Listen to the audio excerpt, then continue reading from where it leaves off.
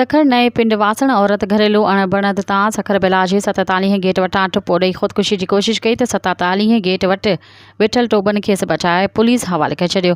इन सिलसिले में सखर जे नए पिंड वारे इलाइक़े जे चूनी भट्ठे जी रहवासन नौजवान औरत तहमीना अबड़ो घरेलू परेशान खतंग थी ख़ुदकुशी करण लाइ रक्शे ते चढ़ी सखर बैराज ते 47 गेट वटि हलंदड़ रक्षा मां लही दरिया में टुपो ॾिनो त 47 गेट वटि मौजूदु टोबन खेसि बचाए वरितो। दरिया मां कढी छुहारा मार्केट रोहिड़ी थाणे ते चौकी पुलिस खे इतला ॾिनो।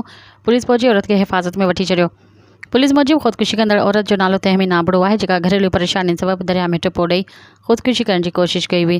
संदसि वारसनि खे घुराए जांच कई वेंदी। मज़ीद ख़बरनि ऐं तफ़सीलात लाइ विज़िट कयो असांजी वेबसाइट www.awamiNewsHD.com ऐं ॾिसंदा रहो अवामी न्यूज़ HD।